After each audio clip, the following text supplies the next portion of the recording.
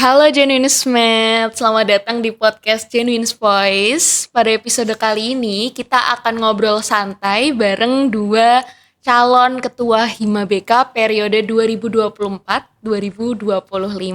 Nah, seperti yang Genuinesmet udah lihat ya, di sebelah kanan saya ada dua orang calon tersebut ya. Di sebelah paling kanan ada Fadlan. Halo Fadlan. Halo semua, halo Kak. Halo, oke, dan di sebelah kanan saya, sebelah kirinya Fadlan ada Rifki. Halo Rifki. Halo Mbak. Oke, kalian apa kabar? Baik sih, alhamdulillah. Fadlan gimana kabarnya? Alhamdulillah luar biasa, Allahu Akbar. Wah, alhamdulillah sehat ya berarti ya. Sehat. Ceria banget mukanya juga ya. Ceria. Oke, nah mungkin boleh nih ya sebelum kita lanjut ngobrol-ngobrol nih, tapi ngobrol santai aja. Oke. Nah, mungkin ada sambutan khusus nggak sih buat Genuinesmet? Jadi nama pendengar kita ini Genuinesmet gitu. Nah, kalian boleh nih menyampaikan sambutannya dengan gaya kalian. Mungkin yang ada pantun boleh disampaikan, puisi juga boleh. Oh, dari siapa dulu nih? Bebas. Fadlan dulu mungkin. Apa ya sambutan? Sambutannya ya selamat datang semuanya, selamat mendengarkan bincang-bincang kita. Dan jangan lupa kalian untuk terus berprestasi ya. Mungkin ya itu aja dari aku sih. Rifki, silakan. Oke, Oke. kalau Rifki gimana? Kalau dari aku mungkin ada sedikit pantun nih Mbak. Oke. Oke, boleh. mantap. Pantun 2 bait yang ini spontan aja sih, tiba-tiba kepikiran. Uhuy. Jadi kayak gini nih pantunnya. Pergi ke pasar bersama si Mehmet. Halo Cakep. teman-teman Genuinesmet. Gitu. Halo. Cakep nih, ini spontan tapi oke banget ya. Ada bakat ya ternyata ya. Ya, pikiran sih. Nih kalian nih asalnya dari mana sih? Ini yang Apa? apa ya Dilan ya? Ini menarik juga ya Dilan ya. Sangat menarik ini. Dari mana nih? Kebetulan kita berdua tuh lahir di tanah yang sama sih Mbak. Tanah Indonesia. Ya betul, udah Betul pasti sih, sekali, udah tanah pasti. Kotanya Indonesia. mana nih tepatnya? Kota Udang kalau Mbak Auris tahu. Cirebon. Ya, Ya, betul. betul. Kota Udang. Dua-duanya Cirebon. Ya, Iya. dua-duanya Cirebon. Menarik ya. Jadi ini adalah Cirebon Pride ya. Yes, betul. Aku Cirebon yakin Pride. teman-teman di luar sana yang nonton podcast ini itu bangga banget sih. Wis. Wes, tentu. Dua anak muda Cirebon memiliki keberanian ya, mental yang tinggi gitu ya. Selangkah lebih maju dari teman-teman yang lain untuk mencalonkan diri jadi calon ketua loh, nggak main-main, ketua Hima BK. Oke, nah kalian nih pertama kali banget diundang di podcast apa sebelumnya udah pernah? Ini first time sih Kak. First time. Kalau Bener-bener pertama banget ini. bener-bener pertama banget ya. Iya. Kalau Fadlan, kalau Rifki, Kalau aku juga ini sama sih Mbak, pertama kali juga ini baru ngerasain di depan mikrofon terus pakai headset juga Asik kan. ya? Biasanya Ternyata, cuma nonton. asik juga nih kayak gini. Ini kan kalian mungkin baru tahu ya podcast tersohornya BK, Genuine Voice. Baru tahu apa udah pernah tahu? Oh, udah pernah tahu sih. Udah Udah pernah nonton. tahu ya. Udah pernah dengerin juga. Gimana perasaan kalian pas dari pertama kali dihubungin sama tim untuk ngisi jadi gestarnya Genuine Voice ini? Gimana perasaan kalian? Kalau dari aku seneng banget sih. Suatu kehormatan juga buat aku bisa jadi narasumber di sini karena sebelumnya aku juga belum pernah yang namanya ngisi-ngisi di podcast kayak gini sih Mbak. Seneng banget ya? Ya seneng banget. Oke, syukurlah sih kalau seneng. Kalau Fadlan sendiri gimana? Mungkin ada deg-degan atau gimana? Pertama kali aku dihubungin ya, aku tuh lihat, oh ini Kak Naila tuh, Kak Naila kan yang hubungin aku. Fadlan nanti bisa diminta buat ngisi podcast enggak gitu. Nah aku langsung seneng banget gitu kan, excited. Terus ya aku ngerasa ini pengalaman pertamaku dan luar biasa banget deh pokoknya. Ya biasanya kan aku cuma nonton Close the Door gitu ya. Dan sekarang aku jadi pengisi di podcast yang tersohor juga gitu. Podcast Genuine ini ya. Ya oke, jadi seneng ya, excited juga. Tapi ada deg-degannya juga nggak kayak, waduh tanyain apa ya, spontan lagi, nggak dikasih tahu, nggak di briefing dulu ini. Bener-bener spontan. Gimana? Ada deg-degannya gitu? Sedikit sih karena ya mungkin karena pertama kali juga ya Mbak ya. Jadi Iya. mungkin ada sedikit rasa ya deg-degan dikit lah. Oke, deg-degan. Wajar, Wajar manusiawi. manusia. Kalau nggak deg-degan Kalau berarti deg-degan berarti kan udah gak bernyawa ya. iya, bener ya. Nah oke, tapi kita santai aja ya. Kita akan ngobrol santai, tapi topiknya nggak jauh-jauh sih seputar Siap-siap. pemilihan pemilihan ketua Hima BK periode ke depan ya. Kita Oke, estafet melanjutkan dalam rangka melanjutkan estafeta kepemimpinan gitu ceritanya ya. Iya.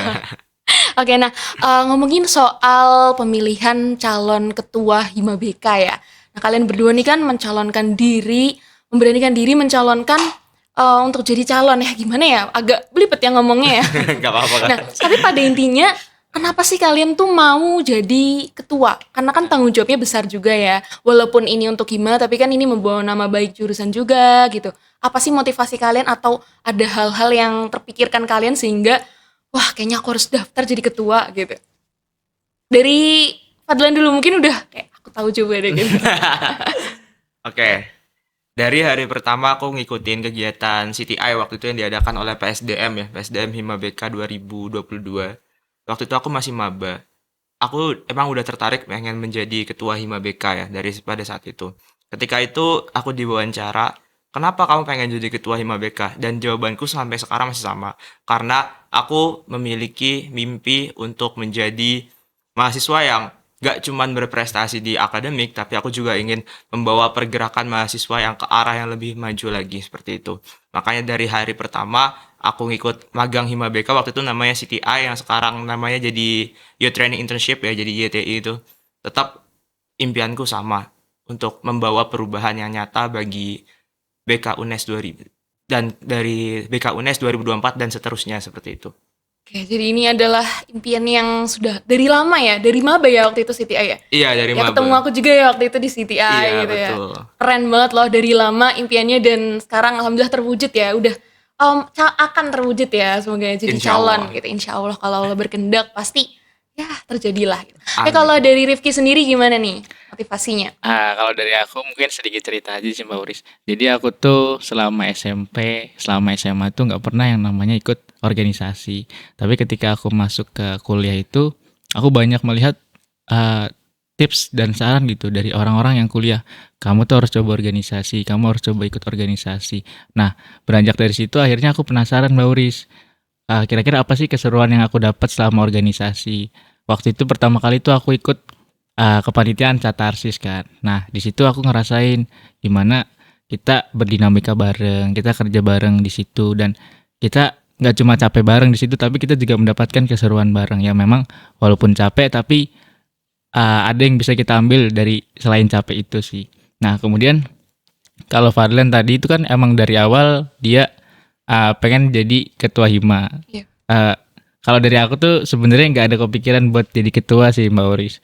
Jadi di mana nggak pernah terpikirkan juga sama aku tuh kalau buat jadi ketua. Jadi aku cuma mikir ya organisasi, terus menjalankan proker, terus ketemu sama temen-temen kayak gitu. Nggak pernah kepikiran sama aku tuh buat jadi ketua. Cuma ketika aku melihat ada sebuah kesempatan aku buat jadi ketua dan membawa sebuah ide ataupun gagasan yang kira-kira bisa aku bawa ke organisasi itu, akhirnya aku berani buat ambil langkah ini. Kayak gitu sih. Ini menarik ya teman-teman. Jadi kalau tadi dari Fadil ini memang dari awal gitu ya udah punya keinginan untuk jadi ketua Hima, tapi kalau dari Rifki itu ternyata adalah ini sebuah pengalaman baru ya di dunia kuliah, di dunia perkuliahan mengikuti organisasi. Nah, mungkin ini buat Genuine Smet juga kalau yang nanti sekarang ini lagi SMA atau mungkin ngerasa aku kayaknya gak ikut organisasi apa-apa, tapi bisa gak ya nanti jadi ketua pas kuliah? Bisa banget ya Genuine Smet. Jadi di tempat kuliah ini kita dibebaskan ya untuk berekspresi, mau ikut organisasi A, organisasi B sesuai dengan minat bakat teman-teman gitu. Dan kalau mau mencalonkan jadi ketua itu bisa banget nih kayak Rifki contohnya gitu. Walaupun memang ngerasa belum banyak pengalaman organisasinya, tapi yaudah coba dulu. Yang penting ada tekad dan juga ada niat baiknya seperti itu. Oke, nah ini untuk informasi ya untuk Genuine Smet. Jadi kita tag podcast ini itu di tanggal 21 Desember 2023 pagi hari, yang mana nanti malam di tanggal yang sama kita semua akan tahu siapa yang akan terpilih gitu menjadi Ketua Hima BK untuk periode 2024-2025. Dan nantinya besar kemungkinan Genuine Smet ketika menonton podcast ini sudah tahu siapakah yang terpilih, Fadlan atau Rifki gitu. Jadi ya kita tunggu malam ini. Nah, ngomongin soal malam ini nih, kalian udah ada persiapan perasaan gak sih gitu ketika mungkin nanti malam itu terpilih jadi Ketua Hima BK, dan juga perasaan kalau misalkan memang belum terpilih jadi Ketua Hima BK, apa yang kalian pikirkan dan apa yang kalian katakan ya untuk diri sendiri, self talk-nya tuh kayak gimana? Ada yang udah kepikiran belum sih? Pastinya udah. Nah, kalau dari aku sebenarnya udah sih Mbak Oris. Oke. Karena apapun nanti hasilnya aku udah menyiapkan yang pertama adalah kemungkinan ketika aku terpilih dan kemungkinan ketika aku nggak terpilih. Nanti ketika dua kemungkinan ini terjadi, aku sudah menyiapkannya. Jadi ketika nanti misalkan aku kepilih, aku punya perencanaannya. Tapi ketika aku nggak kepilih juga, aku juga punya rencana ke depannya. Gitu. Jadi eh, udah ada persiapan dan kira-kira apa yang bakal aku omongin ke diri sendiri tuh udah ada gambaran lah. Oke, Kayak udah ada gitu. gambaran. Udah ada Boleh gambaran. dikasih tahu nggak mungkin? Boleh dikasih tahu atau Boleh sih. gimana itu? Apa yang kamu bakal omongin ke diri sendiri, self talk-nya gitu? Mungkin kalau misalkan aku kepilih, aku mau mengucapkan terima kasih ke diri aku karena kamu udah berani dan kamu udah bisa menembus ketakutanmu gitu loh. Kamu udah berani keluar dari zona nyamanmu. Tapi ketika memang belum rezekiku, aku juga tetap berterima kasih ke diriku karena sudah mau berjuang sampai pertempuran terakhir lah gitu. Gitu. Mengapresiasi diri Ya, sendiri penting pada karena intinya. itu. Oke, nah kalau Fadlan sendiri gimana? Mungkin ada hal yang berbeda dari apa yang disampaikan oleh Rifki. Oke, kalau aku ya misalkan aku misalkan nggak terpilih nih. Apa yang akan aku katakan adalah bahwasanya aku tidak takut kehilangan jabatan ketua hima seperti itu. Karena bagiku jabatan itu hanya sementara. Dan apabila aku terpilih jadi ketua hima, maka yang harus aku lakukan adalah menjaga amanah. Karena yang paling berat itu adalah amanah. Apapun di dunia ini bisa diangkat. Kecuali amanah harus diangkatnya itu dengan tenaga yang ekstra. Karena itulah kepercayaan dari rakyat. Maka ketika aku terpilih, maka harus bisa benar-benar memegang teguh amanah rakyat tersebut. Dan apabila aku ternyata tidak terpilih ya tadi, aku tidak takut kehilangan jabatan sebagai ketua hima.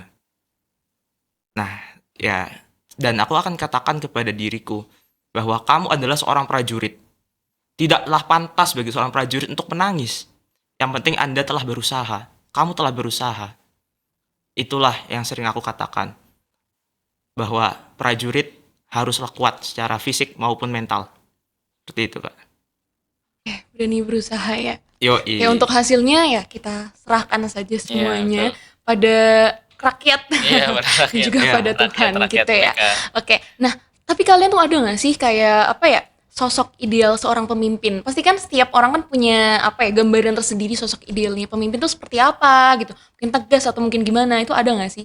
Mungkin dari Fadlan dulu kali ya. Oke.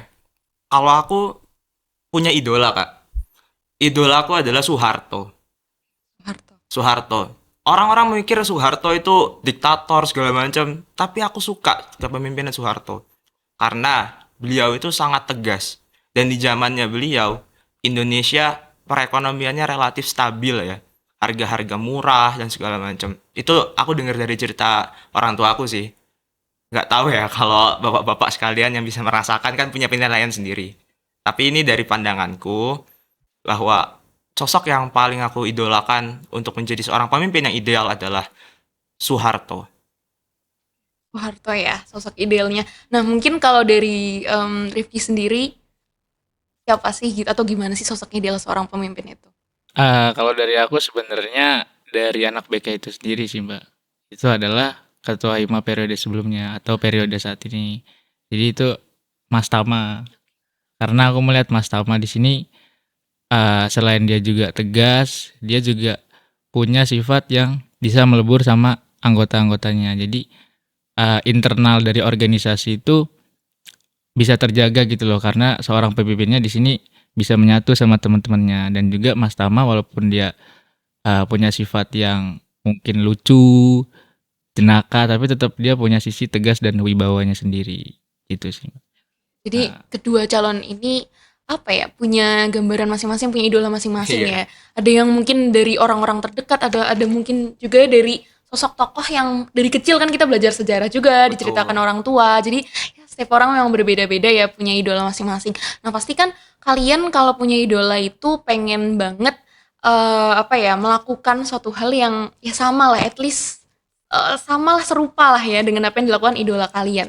Nah, pertanyaannya adalah apabila nanti kalian itu terpilih malam hari ini juga nih pengumumannya kan, apa sih action nyata gitu, action nyata yang benar-benar mungkin jadi bukti autentik kalian ya. Ini kan karena balik lagi setiap orang berbeda-beda. Nah, mungkin apa sih yang bakal kalian langsung lakukan action nyatanya? Gitu. Dari Rifki dulu, boleh. Kalau dari aku ketika nanti pengumuman malam ini aku yang menjadi ketua himanya, mungkin action plan-nya adalah bagaimana aku membentuk kabinet itu. Karena ketika aku sudah menjadi seorang pemimpin, ketika aku sudah terpilih, maka aku harus bisa memastikan kira-kira siapa aja yang bakal menemani aku di periode selanjutnya. Terus selain itu juga aku bakal menyusun nih kira-kira program-program apa yang bisa dihadirkan atau bisa dibaharukan di Hima BK itu sendiri, kayak gitu. Ya, jadi lebih mikir inovasi ke depannya seperti Betul. apa gitu ya. Oke, nah boleh dikasih tahu mungkin apa bentuknya atau masih jadi rahasia? Kemarin sebenarnya di kampanye dialogis sudah disebutin beberapa sih. Cuma Nah, kalau untuk di mungkin podcast ini bisa juga aku ya sebutin. mungkin ada teman-teman yang terlewat gitu ya kampanye Betul dialogis. sih. Salah satunya tuh yang mau aku coba hadirkan adalah fun game. Misalkan dari Hima itu kan ada departemen bakat minat kan, Mbak. Iya. Nah, kadang tuh aku melihat departemen bakat minat ini terlalu terfokus di prokerja besar mereka. Misalkan salah satunya adalah Kosta. Kosta ini kan ajang perlombaan dari angkatan-angkatan yang masih aktif di kampus. Nah, aku melihat bahwa pertemuan dari 4 angkatan ini cuma terjadi di Kosta aja.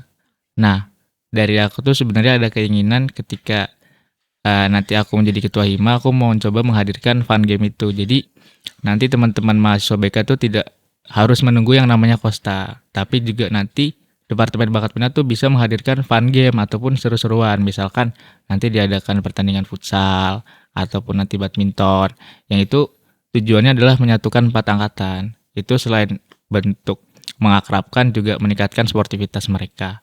Biar mereka itu tetap terjaga gitu loh hubungannya. Tidak terputus. Mungkin salah satunya itu. Fun game ya. Kita Ya, nantikan kalau Rifki yang terpilih gitu. Nah, kalau Fadlan sendiri gimana? Apa action nyata yang mungkin akan kamu lakukan langsung gitu? Oke, yang akan aku lakukan adalah ya sama kayak Rifki tadi, pembentukan kabinet. Nah, dan aku langsung akan menyampaikan ide kepada anak-anak yang ada di kabinet itu ya Kak, bahwa aku pengen membuat 2 departemen baru, yaitu RISWAN yang pertama ya, riset dan keilmuan, dan yang kedua PPKM. Nah, apa itu PPKM? PPKM adalah perlindungan perempuan dan kesehatan mental. Nah, kita semua tahu lah bahwa di BK ini kebanyakan kan mayoritas perempuan. Nah, maka kita harus memastikan bahwa perempuan-perempuan ini aman dari segala jenis gangguan yang berbentuk ancaman fisik ataupun yang bersifat seksual.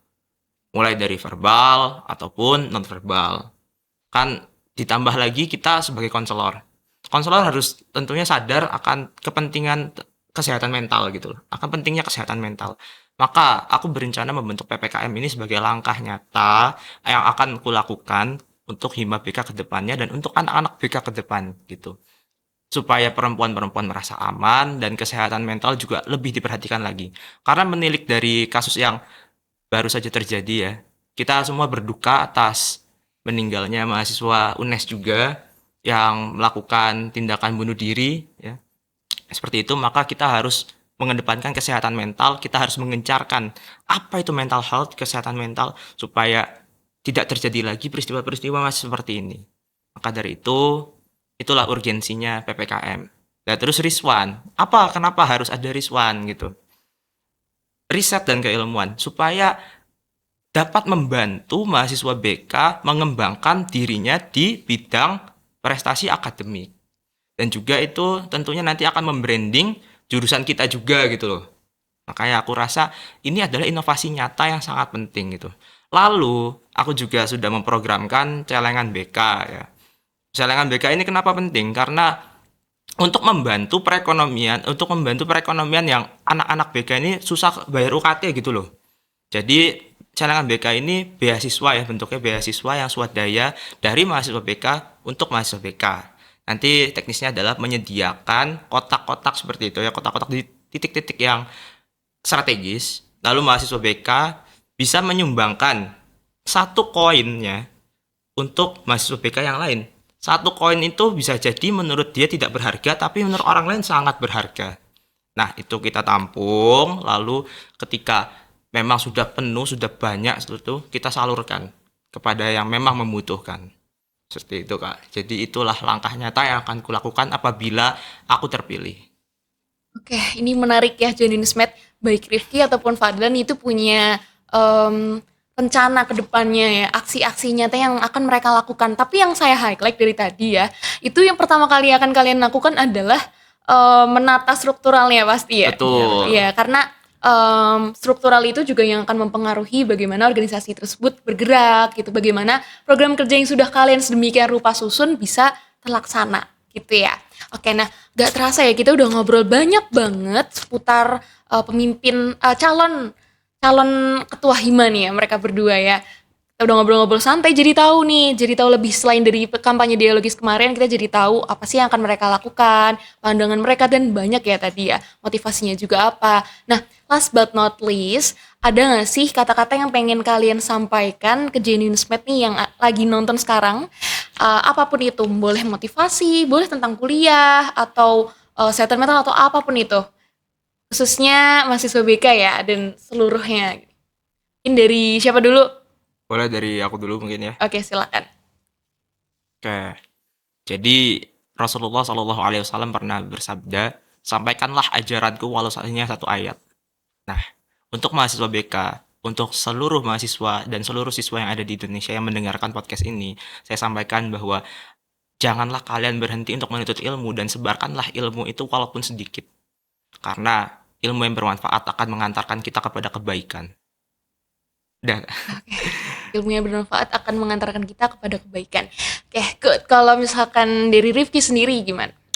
Oke, kalau dari aku sebenarnya mungkin karena ini masih ada di momen-momen pemilihan raya, karena ini juga kalian menonton podcast calon ketua hima, orang-orang yang akan nanti membawa hima BK itu akan menjadi seperti apa dan program-program apa yang akan coba dihadirkan untuk teman-teman Genuine Smart juga. Jadi mungkin aku mau mencoba menyampaikan apapun dan siapapun yang ingin kalian pilih itu adalah pilihan hati kalian masing-masing, karena kami juga di sini membawa ide dan gagasan kami masing-masing, kami juga membawa program kami masing-masing. Yang terpenting adalah kalian menggunakan suara kalian dengan baik. Jangan sampai kalian itu golput dan tidak peduli sama yang namanya pemilihan ini, karena ini adalah sebuah momentum di mana pesta demokrasi itu dilaksanakan. Karena kalau misalkan kalian golput, berarti kalian tidak peduli sama jurusan kalian sendiri. Pokoknya pilihlah sesuai pilihan hati kalian. Seperti itu. Oke, jadi satu suara kalian itu sangat mempengaruhi bagaimana Betul. Jurusan BK, hima BK ke depannya ya gitu. Betul. Dan ini pesta pemilihan ini juga kan 1 tahun hanya diadakan 1 kali ya. Biasanya Desember gini di akhir semester ganjil udah mulai orang berpikiran untuk mereshuffle struktural organisasinya. Begitu pula dengan ketua himanya ya gitu. Nah mungkin ini sih kalau dari aku ya, siapapun nanti yang akan terpilih, yang pasti itu adalah pilihan teman-teman BK khususnya itu udah terbaik dan sudah ditentukan juga strukturalnya oleh yang di atas, oleh Allah Subhanahu wa taala gitu ya. Dan apapun nanti hasilnya pasti akan ada hikmahnya. Mungkin belum terpilih tapi percayalah ada suatu tempat gitu di tempat lain yang itu bisa jadi lebih baik dan mungkin lebih tinggi ya gitu untuk tempat berkembang juga. Jadi nggak hanya di organisasi Hima BK juga aja gitu ya. Dan motivasinya sebetulnya kita bikin podcast ini tahu nggak apa? Kenapa ini ditayangkan setelah ada pengumuman terpilihnya ketua Hima BK? Mau langsung dikasih tahu nggak? Boleh. Jadi harapannya Genuine Smart khususnya mahasiswa BK nih yang nonton podcast ini bisa memegang nih rencana-rencana kalian ke depannya. Pasti kan salah satu dari kalian akan terpilih kan, dan pas nonton ini sudah terpilih. Jadi Genuine Smart itu bisa pegang rencana kalian sehingga itu nggak hanya jadi wacana saja, melainkan juga bisa terlaksana dengan baik gitu pastinya ya.